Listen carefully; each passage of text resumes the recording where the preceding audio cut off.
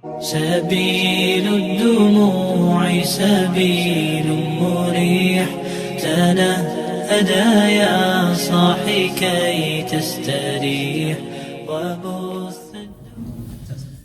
السلام عليكم ورحمة الله وبركاته. إن الحمد لله نحمده ونستعينه ونستغفره ونعوذ بالله من شرور أنفسنا وسيئات أعمالنا من يهده الله فلا مضل له ومن يضلل فلا هادي له.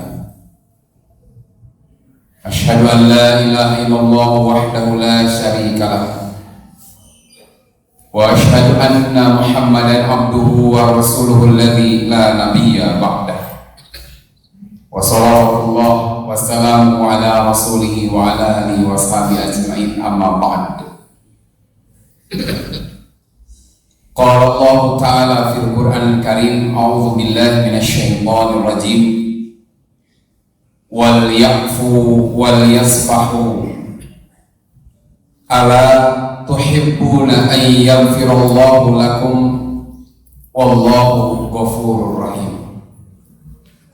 فيا عباد الله أوصيكم وإياي بتقوى الله فقد فاز المتقون. Hadirin sidang Jumat yang sama-sama mengharap ridho dan maghfirah Allah. Allah memiliki sifat Al-Ghafur. Sifat Allah Al-Ghafur ini diulang-ulang dalam beberapa ayat di dalam Al-Quran, termasuk dalam surah An-Nur ayat ke-22 yang dibacakan oleh khatib di awal khutbah. Sifat Allah Al-Ghafur artinya Allah Maha mengampuni segala kesalahan manusia. Bahkan Rasulullah SAW beliau bersabda, Innallaha la yaqbalu taubatal abdi ma lam yughfir. Sesungguhnya Allah akan menerima taubat seorang hamba selama napas ini belum keluar dari tenggorokannya, selama nyawa ini masih belum berpisah dari jasadnya. Selama itu pula Allah Maha Pengampun. Allah akan mengampuni segala dosa. Nah, terkait dosa yang dilakukan oleh manusia, ada dua kriteria atau dua kategori. Yang pertama ada yang disebut dengan al-kabair, yang kedua soghir. Ada dosa-dosa besar, ada dosa-dosa kecil. Bahkan di sini pun nanti terbagi dua. Ada dosa terkait dengan hubungan seorang hamba dengan Allah. Ada dosa terkait dengan hubungan sama manusia. Nah, terkait hubungan seorang hamba dengan Allah, Allah Maha Ghafur, Allah Maha mengampuni kesalahan hambanya. Bahkan digambarkan dalam satu hadis, walaupun dosanya ketika ditumpuk itu sampai setinggi langit, Allah akan mengampuni dosa-dosanya. Hanya dalam hal ini sifat Ghafurullah Allah, sifat Maha Ghafurnya Allah terbagi dua. Ada yang maghfirah Allah turun langsung bagi seorang hamba ketika hamba itu meminta ampunan. Bahkan dalam keterangan lain, dalam surah Hud tertulis ada kalimat innal hasanat yudhibnas sayyi'at. Selain manusia memohon ampun langsung kepada Allah dan Allah akan mengampuni, dalam surah Hud digambarkan innal hasanat yudhibnas sayyi'at, bahwa setiap kebaikan itu akan menghapuskan keburukan-keburukan. Sebagai contoh saja, sudah lebih dari 1 bulan kita meninggalkan bulan Ramadan. Sangat familiar sekali satu hadis di mana Rasulullah bersabda, Man shoma Ramadan imanan wa ihtisaban ghufira lahu ma taqaddama min dhanbihi. Siapa yang melaksanakan saum di bulan Ramadan dasarnya iman dan ihtisaban, Allah ampuni dosanya. Kemudian dalam hadis yang lain, man qama Ramadan imanan wa ihtisaban ghufira lahu ma taqaddama min dhanbihi. Siapa yang melakukan qiyamul Ramadan dasarnya iman dan ihtisaban, Allah ampuni dosanya yang lalu. Bahkan masih terkait dengan saum, nanti di bulan Dzulhijjah Rasulullah pernah menyampaikan pula, saumu yaumi arafah yukafiru sanatan madiyatan wa mustaqbalan. Saum hari Arafah itu yukafiru sanatain, menghapus dosa 2 tahun, setahun yang telah lalu dan yang akan datang. Bahkan ketika seseorang berwudu, dia mencuci wajahnya, Allah hapuskan dosa akibat dari pandangan kedua matanya. Allah ketika dia mencuci kedua tangannya, Allah hapuskan dosa yang diakibatkan oleh kedua tangannya. Begitupun ketika mencuci kedua kakinya, Allah hapuskan dosa yang diakibatkan oleh kedua kakinya. Sehingga ketika seorang beres dari wudunya, dia suci dari dosa-dosanya. Lalu dia lanjutkan dengan sholat. Nabi pernah menggambarkan bagaimana bila seorang beriman, dia tinggal di dekat sebuah sungai, lalu dia mandi dalam sehari 5 kali, apakah masih tersisa kotoran pada tubuhnya? Nah, begitulah fungsi di antara sholat menghapuskan dosa. Ini gambaran firman Allah, innal hasanat yudhibnas sayyi'at. Setiap kebaikan akan menghapuskan dosa dan kesalahan kita. Tetapi ada pula dosa terkait dengan Allah yang tidak bisa hapus dengan kebaikan-kebaikan kita, kecuali kalau orang itu merasakan ukubah atau hukuman di dunia terlebih dahulu. Hadirin sedang Jumat yang sama-sama mengharapkan ridho dan maghfirah Allah. Tadi saya sampaikan ada kesalahan atau dosa yang tidak cukup kita memohon ampun kepada Allah, yang tidak cukup dengan kebaikan-kebaikan, tapi orang harus merasakan ukubah di dunia. Seperti ketika seseorang berzina. Ketika seorang itu ingin bahwa kesalahannya, dosanya diampuni oleh Allah, maka dia harus siap merasakan ukubah di dunia. Sebagaimana seorang perempuan datang kepada Rasulullah SAW, ya Rasulullah, saya sudah berzina. Rasul tidak gampang menerapkan hukuman terlebih dahulu, kecuali Nabi harus bertanya dulu, betul kamu berzina? Betul ya Rasulullah. Mungkin hanya memeluk saja atau hanya menyentuh saja, tidak ya Rasul sang berzina. Bahkan dalam riwayat lain, seorang perempuan datang dalam keadaan hamil dan dia mengaku sudah berzina. Dia meminta untuk dihukum dengan hukuman rajam saat. Kenapa? Karena dia ingin bersih dari dosa. Tapi Rasul kemudian bertanya dulu kepada walinya, siapa yang akan menjaga perempuan ini? Jaga perempuan ini sampai nanti bayinya lahir. Setelah bayinya lahir, mereka datang mengantarkan perempuan ini. Rasul kembali bertanya, apakah ada yang menyusuinya? Tidak ada ya Rasulullah, bawa pulang. Sampai ketika terakhir dibawa datang menghadap Rasul kembali, Rasul bertanya, apa dia sudah bisa mandiri atau bisa makan selain ASI dari ibunya? Baru setelah itu Rasul menerapkan hukuman.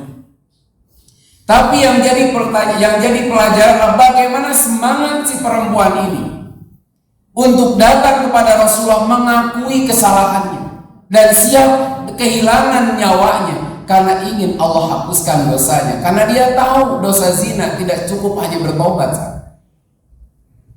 Maka ketika dilaksanakan hukuman yang kemudian mengakibatkan kematian si perempuan ini, Rasul menyolatkan. Yang kemudian diprotes oleh Umar bin Khattab radhiyallahu anhu, ya Rasulullah, kenapa engkau menyolatkan perempuan yang mati karena berzina? Rasul menjawab, andai kata maghfirah Allah yang Allah turunkan kepada si perempuan ini diberikan kepada seluruh penduduk Madinah akan mencukupi. Kenapa? Karena dia mau mengorbankan nyawanya karena rasa takut dia terhadap azab Allah nanti di akhirat. Sehingga dia lebih baik menderita di dunia, mati di dunia, daripada kelak di akhirat dia mendapatkan azab dari Allah. Maka Allah menghargai. Sampai bahasa Rasul, andai kata maghfirah Allah, Allah bagikan seluruh penduduk Madinah akan mencukupi. Nah, ini contohnya. Orang berzina harus dirajam ketika dia sudah pernah menikah, dicambuk ketika dia belum pernah menikah. Atau orang mencuri, dipotong tangannya, baru Allah ampuni dosanya. Nah, ini dosa terkait dengan hubungan seorang hamba dengan Allah. Ketika seseorang melanggar aturan Allah, ada dosa yang dengan kebaikan saja Allah hapuskan. Nah, dosa apa? Tentunya ini yang termasuk kriteria as-shaghair, dosa-dosa kecil.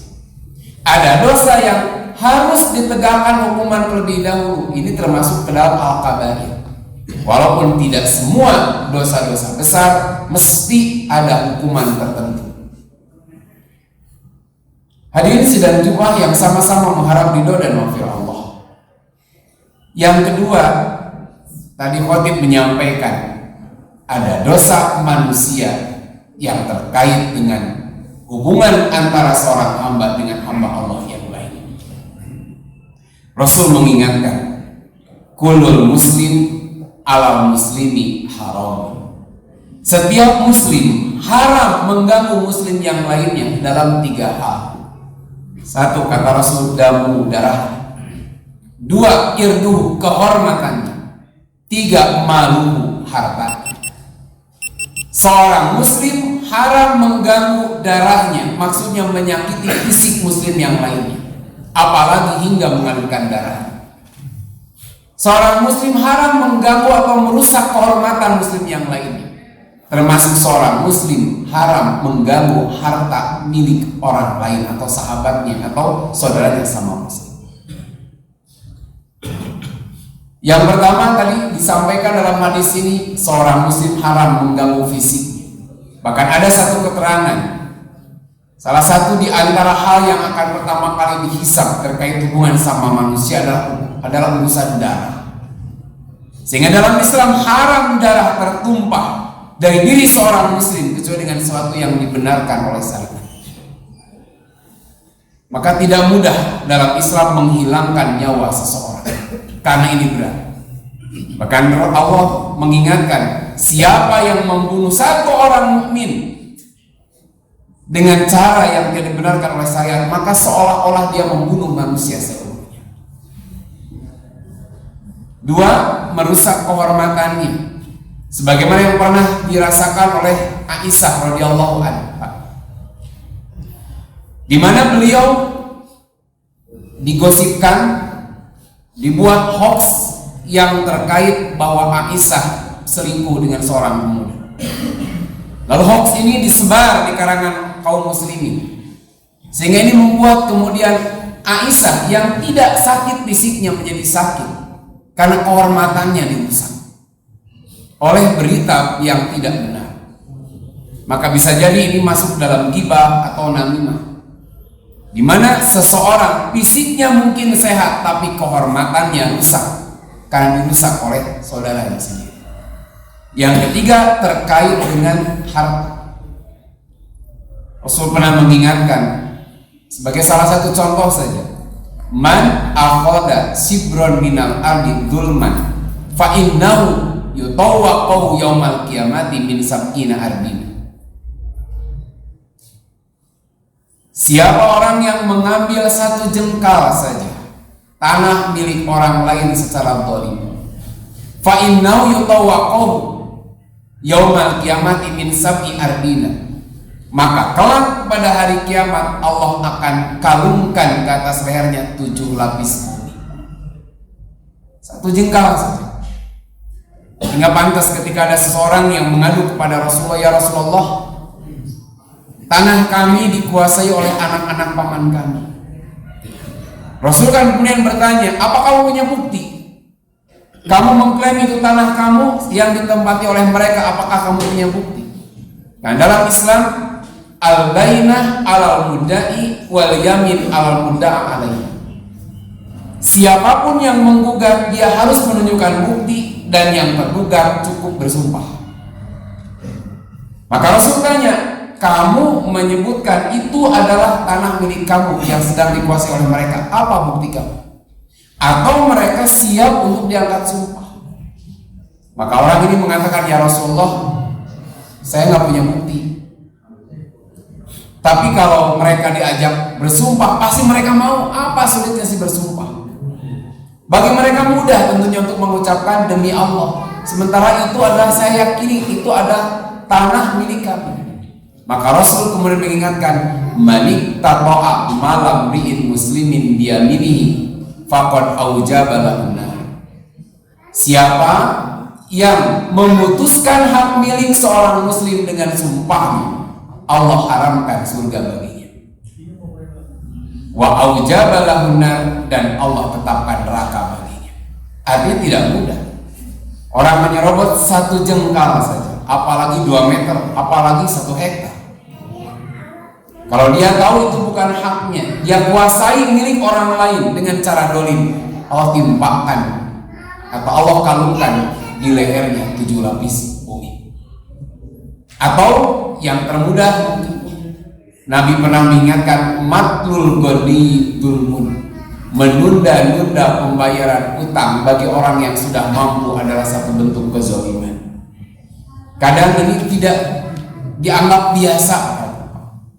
Orang pinjam meminjam, kadang kurang sudah pinjamlah please-pleasean, bayarlah please-pleasean. Waktu pinjam please sekali, pengen ditolong, tapi ketika ditagih susahnya minta ampun. Bahkan kalau ketemu pun lebih galak daripada yang nagih. Hati-hati ketika Allah sudah beri kemampuan dia untuk membayar, dia tidak membayar. Bahkan mendadak dia kemudian amnesia, lupa terhadap kaitan hutangnya, itu berat banget. Atau bisa jadi terkait harta itu adalah pembagian waris yang tidak mengikuti aturan Islam. Laki-laki perempuan disamaratakan saja, ada sami-sami anak emak. Yang laki-laki anak emak, yang perempuan anak emak, kita bagi rata saja supaya tompasnya. Bahkan ada juga yang menghindari hukum waris supaya tepasnya sudah saya hibahin aja semuanya buat anak-anak. Dibagi rata karena dia khawatir, takut dengan ketidakadilan hukum waris. Nah, dianggap bahwa hukum waris itu tidak adil, makanya dibagikan sejak masih hidup supaya tompasnya. Ternyata Pak, anu mau tinggal anak-anak dibuh Pak. Nah, sering kejadian begitu. Nah, hati-hati Pak memutuskan satu perkara perpindahan milik terkait dengan perpindahan harta yang tidak sesuai syariat, berarti di situ ada sesuatu yang tidak halal. Sedangkan kata Nabi tadi, setiap muslim atas muslim yang lain haram diganggu darahnya, kehormatannya, dan hartanya. Nah, apabila kesalahan ini terkait tadi Pak, orang kita pernah menyakiti fisik seseorang, pernah merusak kehormatan seseorang, pernah juga kita mengambil harta seseorang dengan cara yang tidak benar, itu tidak cukup seseorang mengadu kepada Allah, menangis sejadi-jadinya, bertobat kepada Allah, tidak cukup. Dalam satu hadis Rasulullah mengingatkan, man kanat indahu madlamatun li akhihi min irdihi aw min sa'i. Siapa yang dia pernah menyakiti saudaranya, baik kehormatannya, darahnya, atau hartanya, maka Rasul menyampaikan fal yatahalalhu minhul yaum, minta dihalalkan sekarang, qabla an la yakuna dinarun wala dirham, sebelum sudah tidak bermanfaat dinar dan dirham lagi, sebelum sudah tidak bermanfaat permohonan maaf lagi. Lalu apa yang akan terjadi? In kana lahu amalun sholihun ukhida bi qadri madlamati. Kalau dia memiliki amal soleh, maka Allah akan ambil seukuran dengan kedolimannya, diberikan kepada orang yang pernah dia ganggu, dia sakiti. Barakallahu li wa lakum. Hadirin sidang Jumat yang dimuliakan Allah, sebagai penutup ada satu hadis sebagai peringatan bagi kita bahwa dosa terkait dengan sama manusia tidak sesederhana yang kita bayangkan, di mana tidak hanya cukup kita bertobat kepada Allah, tetapi kita harus meminta. Apabila terkait dengan kehormatannya, kita harus minta maaf. Bila terkait dengan harta, tentunya kembalikan harta yang pernah dia ambil dengan cara yang tidak benar. Kenapa? Karena ada satu hadis ketika Rasul bertanya, "Atadruna mal muflis?" Tahukah kamu siapa orang yang muflis itu? Para sahabat menjawab, "Man la dirham lahu wala mata." Orang yang gak punya uang, gak punya barang, itulah muflis. Dalam kata lain, bangkrut. Maka Rasulullah bersabda, "Innal muflisa min ummati." Sesungguhnya orang yang bangkrut di kalangan umatku adalah man ya'ti yaumal qiyamati bisolatin wasiyamin wa zakatin. Orang yang ketika hari kiamat bertemu Allah membawa pahala salatnya, saumnya dan zakatnya. Tetapi qad satama hada, ketika di dunia dia pernah mencaci maki seseorang. Wa qad fahada, dia pernah menuduh seseorang dengan tuduhan yang tidak benar. Wa qad malahada, dia pernah mengambil harta seseorang dengan cara yang tidak benar. Wa darabahada, dia pernah memukul, menyakiti fisik seseorang. Wa sapaka damahada, dia pernah mengalirkan darah seseorang. Maka apa yang akan terjadi? Fayuqtahada min hasanatihi wa hada min hasanatihi. Allah akan ambil kebaikan-kebaikannya untuk diberikan kepada orang-orang yang dia pernah sakiti. Makin banyak orang yang pernah dia sakiti, makin habis kebaikan-kebaikannya. Fa'in faniyat, bila kebaikannya sudah habis sementara urusannya belum selesai dengan orang-orang yang pernah dia sakiti, maka kejelekan, keburukan, dosa-dosa orang yang pernah dia sakiti, Allah akan berikan, pindahkan kepada dia yang banyak menyakitinya. Jadi dosa-dosa orang yang pernah dia sakiti akan ditimpakan kepada diri. Inilah beratnya ketika ada dosa terkait dengan sesama manusia. Maka di penghujung khutbah ini Rasul menyampaikan surah An-Nur ayat 22 yang disampaikan oleh khotib di awal khutbah tadi, wal yafu wal yasfahu. Bila ada orang yang menyakiti diri kita, baik harta, kehormatan atau fisik kita, Quran memberikan anjuran kepada kita, wal yafu, hendaklah engkau menjadi pribadi yang pemaaf. Karena sayangmu kepada saudaramu yang menyakitimu itu luar biasa daripada saudaramu yang meminta maaf kepadanya. Wal yasfahu, dan berlapang dada. Kenapa? Ala tuhibbuna an yaghfirallahu lakum wallahu ghafurur rahim. Bukankah kamu ingin dosa-dosa kamu diampuni? Jadilah orang yang pemaaf, berlapang dada kepada orang yang pernah menyakiti kita. Apalagi kalau kita di posisi yang menyakiti, jangan pernah merasa hina, malu untuk kita meminta maaf kepada orang yang pernah menyakiti kita. Karena inilah yang menjadi wasilah datangnya maghfirah Allah kepada kita yang pernah menyakiti orang-orang atau saudara-saudara kita sama muslim. Itu saja yang saya disampaikan dalam khutbah Jumat kali ini. Semoga apa yang disampaikan ada guna dan manfaatnya. Semoga Allah memberi kekuatan kita untuk menjaga lisan kita, perbuatan kita untuk tidak menyakiti saudara-saudara kita sama muslim. Allahumma inni as'aluka bi anni asyhadu annaka antallah la ilaha illa antal ahadus samadul ladzi lam yalid wa lam yulad wa lam yakul lahu kufuwan ahad. Allahumma ighfir lil muslimina wal muslimat wal mu'minina wal mu'minat al ahya'i minhum wal amwat bi rahmatika ya arhamar rahimin. Allahumma arinal haqqa haqqan warzuqna ittiba'ah wa arinal batila batila warzuqna ijtinabah. Allahumma inna nas'aluka al-huda wat tuqa wal afafa wal ghina. Rabbana hab lana min azwajina wa dhurriyyatina qurrata a'yun waj'alna lil muttaqina imama. Allahumma inna na'udzubika min zawali ni'matika wa tahawuli afiyatika wa fujati niqmatika wa jami' sakhatika ya Allah. Rabbana atina fid dunya hasanah wa fil akhirati hasanatan wa qina adzabannar. Aqulu qouli hadza wa astaghfirullaha li wa lakum. Assalamualaikum warahmatullahi wabarakatuh.